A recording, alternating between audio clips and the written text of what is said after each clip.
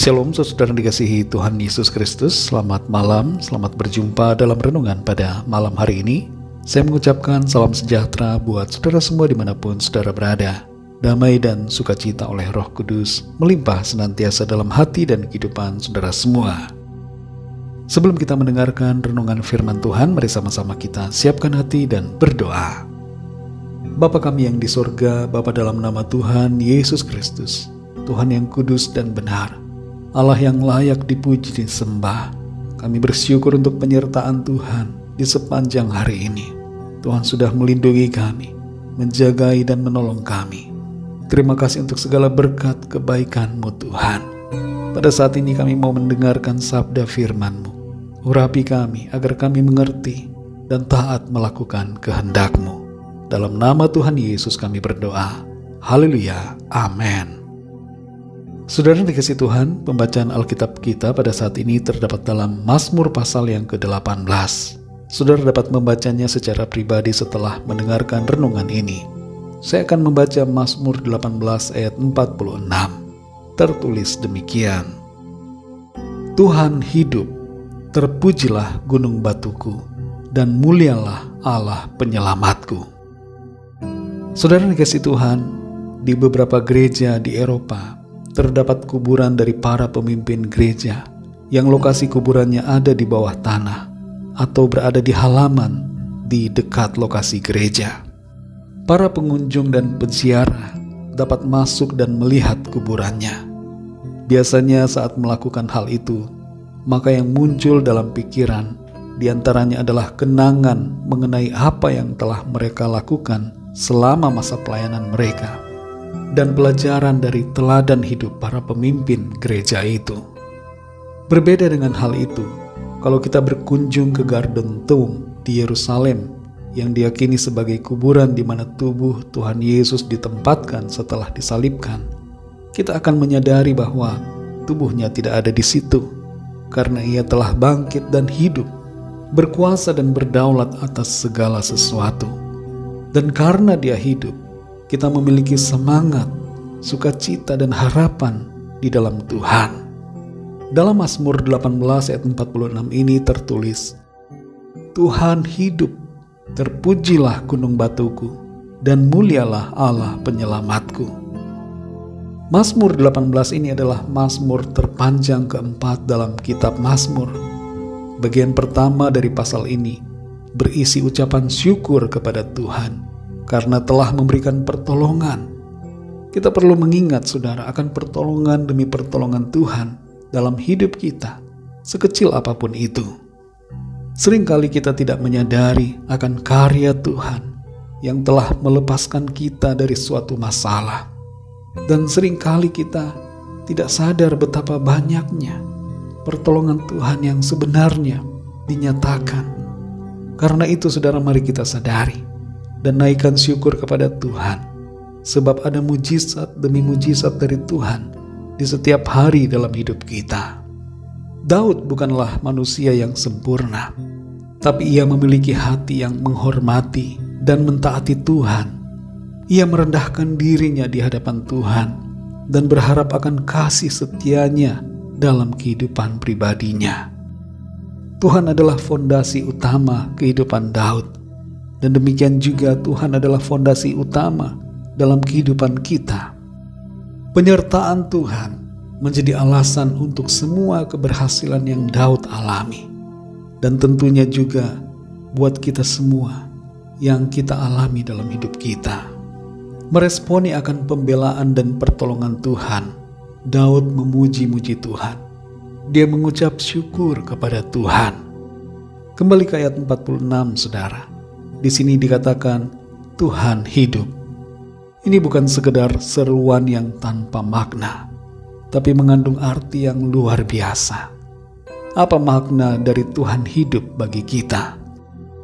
Pertama saudara, Tuhan hidup berarti bahwa Tuhan yang kita sembah bukanlah Tuhan yang mati, dan bukanlah Tuhan yang tidak bisa melakukan apa-apa, tapi Tuhan yang kita sembah di dalam Kristus adalah Tuhan yang hidup dan berkuasa, yang dapat kita andalkan dan harapkan.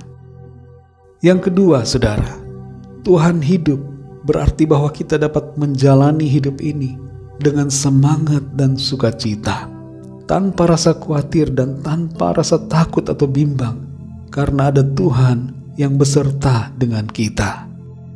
Dalam Matius 28 ayat 20, Tuhan Yesus berkata, "Aku menyertai engkau senantiasa sampai kepada akhir zaman." Yang ketiga, saudara, Tuhan hidup berarti bahwa kita pasti memperoleh janji-janjinya. Yang berjanji kepada kita adalah Allah yang hidup, dan karena Ia hidup, maka Ia dapat menggenapi setiap janji firman-Nya dalam kehidupan kita, hingga kita sampai pada kekekalan.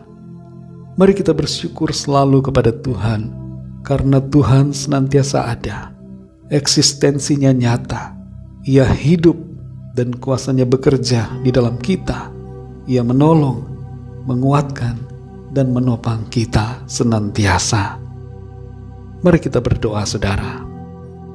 Bapa kami yang di sorga, Bapa dalam nama Tuhan Yesus Kristus, Tuhan dan Allah kami yang kudus, Allah yang benar, Allah yang layak dipuji dan disembah. Kami bersyukur untuk firman-Mu yang sudah kami dengar, firman-Mu yang memberikan kami kekuatan dan sukacita, firman-Mu yang menyadarkan kami, mengingatkan kami bahwa kami memiliki Tuhan yang hidup. Engkau bukanlah Tuhan yang mati. Engkau bukan Tuhan yang tidak bisa melakukan apa-apa. Tapi Engkau adalah Tuhan yang hidup dan berkuasa. Engkau berdaulat atas segala sesuatu. Itu sebabnya kami dapat mengandalkan Engkau, Tuhan. Kami dapat berharap kepadamu. Harapan kami, iman kami tidak sia-sia, sebab Engkau hidup. Dan kami dapat jalani hidup ini dengan semangat dan sukacita. Kami tidak mau khawatir, kami tidak mau bimbang, karena ada Tuhan yang beserta dengan kami. Kami bersyukur karena Engkau hidup, ya Tuhan. Dan itu berarti bahwa kami dapat memiliki kepastian bahwa kami memperoleh janji-janji Tuhan, baik ketika kami ada di bumi ini, maupun ketika kami ada dalam kekekalan bersama dengan Tuhan. Terima kasih untuk firman-Mu. Berbicaralah terus kepada kami, ya Roh Kudus. Berikan kami pengertian yang baru. Berikan kami lebih lagi pengenalan yang benar akan Tuhan. Di malam hari ini kami mohon perlindungan-Mu. Berkati kami dalam istirahat kami, ya Tuhan. Lingkupi kami dengan kuasa dan kasih-Mu. Kami mohon lawatan-Mu atas setiap kami, dan pertolongan Tuhan atas setiap pergumulan yang kami alami. Setiap permohonan doa kami bawa kepada-Mu, Tuhan. Kami percaya Tuhan mengerti, Tuhan tahu apa yang kami alami, dan Tuhan menolong setiap kami dengan kasih dan kuasa-Mu. Terima kasih Bapa di sorga. Ampuni kami akan dosa kesalahan kami, seperti kami juga mengampuni orang yang bersalah kepada kami. Dan tuntunlah kami untuk selalu ada dalam jalan-jalan kebenaran-Mu. Terpujilah nama-Mu, ya Bapa. Hanya dalam nama Tuhan Yesus Kristus, Tuhan dan Juru Selamat kami sudah berdoa dan mengucap syukur. Haleluya. Terimalah berkat Tuhan. Tuhan memberkati engkau dan melindungi engkau. Tuhan menyinari engkau dengan wajah-Nya dan memberikan kasih karunia. Tuhan menghadapkan wajah-Nya kepadamu dan memberikan damai sejahtera. Berkat anugerah dari Allah Bapa, cinta kasih karunia dari Tuhan Yesus Kristus, dalam persekutuan dan penghiburan Roh Kudus, menyertai kita semua, sekarang ini dan sampai selama-lamanya. Dalam berkat nama Tuhan Yesus Kristus. Haleluya. Amin. Puji Tuhan, saudara dikasih Tuhan, saya percaya firman Tuhan menjadi berkat dan kekuatan buat saudara semua, dan Roh Kudus akan menolong saudara untuk lebih lagi memahami kebenaran firman Tuhan. Tuhan Yesus memberkati saudara semua. Sampai jumpa dalam renungan yang berikutnya. Haleluya.